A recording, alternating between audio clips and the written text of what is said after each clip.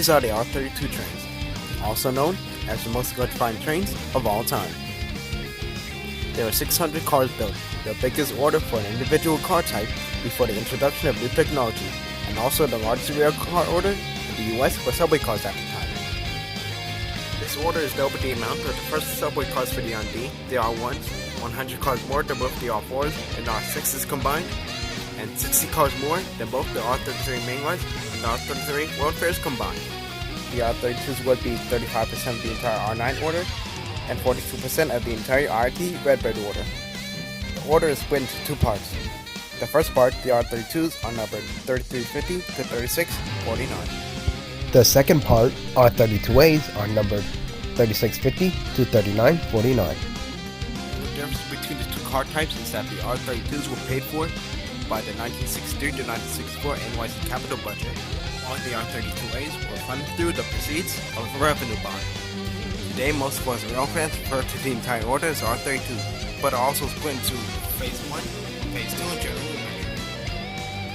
The R32 Phase 1 and 2 cars were rebuilt by Morrison Knudsen. Phase 1 cars have Wabco air brake packages, General Electric master controller, and Thermo King HVAC units, while the Phase 2 cars have New York air brake equipment Westinghouse master controllers and Stone Safety HVAC units. 10 R32 General Electric cars, last in service at Jamaica Yard, were built to R38 specifications. These 10 cars were not rebuilt by Morrison Knudsen, but instead rebuilt by, obviously, General Electric in its facility in Buffalo, New York. The R32s were the first mass-produced stainless steel cars built for the NYC subway. Two previous Bud orders, the R11s, now known as R34s, and the BMT Zephyrs were built with stainless steel, but were limited production orders. During the late 1980s, the R32s were given a fresh overhaul and had a completely different look. Some of the improvements include the upgrades of the doors and the front signs being changed to LED. Now that we went over the basics of the R32s, let's go on a history trip. This is going to take a while, so better sit tight. In June 1963, the New York City Transit Authority contracted with Bud for 600 cars to replace older equipment like the BMTD types and standards. Bud has been on previous contracts with the New York City Transit, but has never won a city contract for a production run of cars until the R32s. This is because Bud built only stainless steel equipment, and the TA refused to allow differential in competitive bids for this higher quality construction. Eventually, Bud was picked to build the R32s, and beginning with the R32s, all future subway orders were built with stainless steel. Ironically, Bud never benefited from the change and failed to win further contracts, and since then halted production of railroad cars. A ceremonial introduction trip for the new R32 Brightliner cars was held on September 9, 1964. This train ran from the now-demolished Mott Haven Yards in the Bronx to Grand Central Terminal in Midtown Manhattan.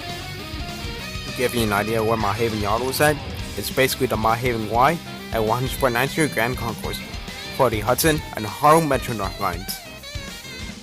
Much of the site is long gone today, but here's a look at the site of the Mott Haven Yards today.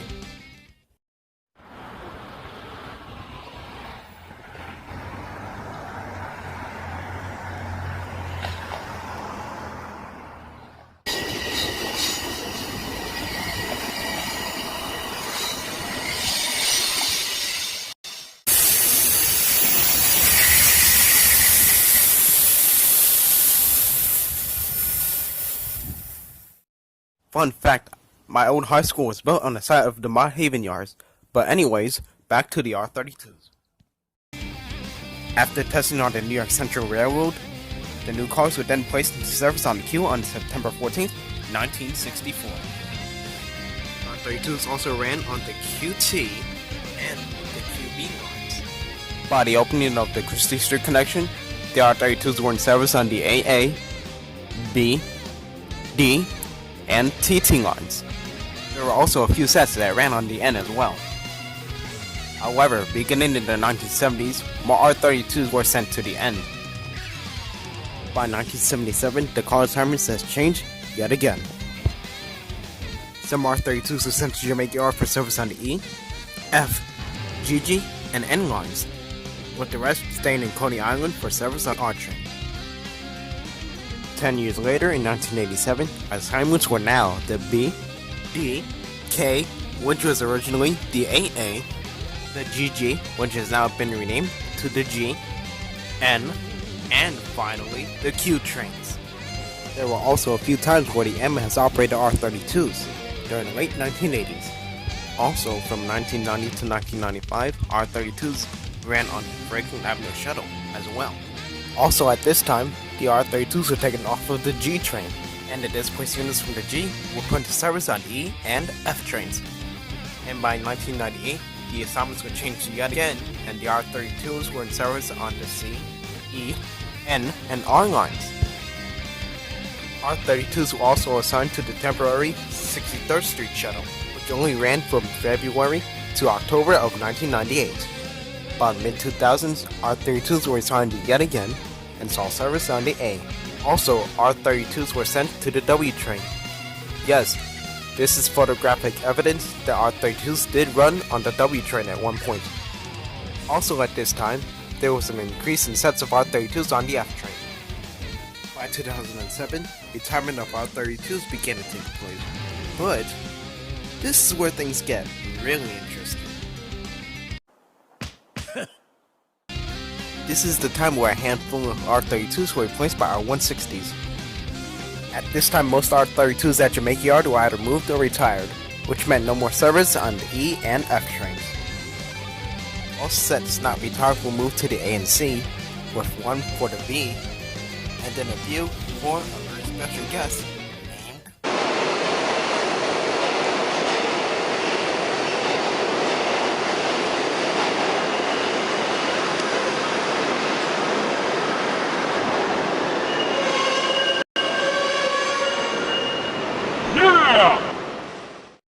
Yep, R32s did make an appearance on the V months before retirement, and they looked badass and sexy. After 2010, all remaining 222 R32s were put into service on the C only, and the C was exclusively R32. And during the summers of 2011 and 2012, all 222 cars were moved from the C to the A in order to give these cars some breathing air. After 2012, due to the damages caused by Hurricane Sandy in the Rockaways, some R32s were sent into the isolated area of the Rockaways. And when I mean isolated area in the Rockaways, I mean the section between Beach 90th Street and Bar Rockaway. The section between Rockaway Park and JFK was damaged. A special H train ran from 2012 to May 2013, running with R32s. And that was really awesome. Yes, you could say the Rockaway Shuttle ran with R32s for a few summers, but ultimately the H train is God compared to the Rockaway Shuttle. After service returned to the Rockaways, R32s returned to the C, but in summer 2013, we had something very interesting. That's right, some R32s were moved from the C to the J and Z in exchange for some R160s at East New York. This is what made Bomers go nuts, because R32J and Z and R160Cs are very rare. R160 swaps only happen during the summers, but at least one R32 was preserved at East New York for service on a J and Z. After the summer of 2015, the R32 and R160 swap was made permanent in order to improve the R32's mean distance between failures. By the time the R179 started to appear on MTA property by the end of 2017, assignments were more or less A and C trains, while the R32s on the J and Z were slowly removed. Beginning in 2020, all remaining R32s were phased out due to low ridership from the coronavirus pandemic. However, due to various issues of the R179 order, around 110 cars remain being in service on the J and Z lines, only operating for the summer of 2020. The R32 ran farewell trips beginning in December 2021, with the first few on the D between 145th Street and 2nd Avenue, and the final run running on the Q on January 2022, running between 96th Street, 2nd Avenue and Brighton Beach, making express stops.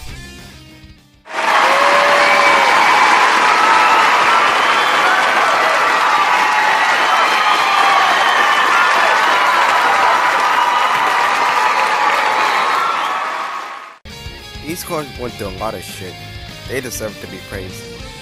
And with how long they lasted, they deserve to be called one of the best cars of all time. All 600 cars originally had Westinghouse 14.7JR motors, while 10 cars were later rebuilt with General Electric 125071 motors. Traction system for all cars was General Electric SCM 70KG19283 DC propulsion system. Basically, Westinghouse units sounded similar to R34s in the subway.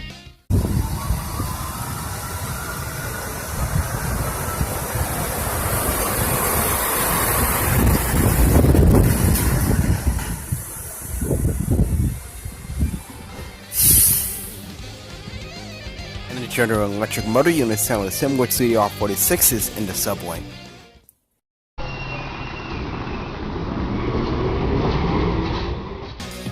So, in my opinion, these trains are the best. The best. I repeat, the best subway cohort for New York City Transit, because they lasted over 55 years. I wouldn't be surprised if they last 60 years. Not only do these trains have strong ass bodies, they ran on pretty much every line in the subway system. That is pretty awesome. This is also one of the few orders that actually run around the entire city, not just the subway, but on the railroads as well. It is sad to say that all of the R32s are now retired, with some trains donated or sent to the scrap. Don't worry, the R32s will still remain in the MTA system, with a handful saved at the New York City Transit Museum. Overall, I enjoyed my time with the R32 and hope to visit them at a later time. As always, thank you guys for watching. Hope you enjoyed this review, and of course, stay tuned for more transit content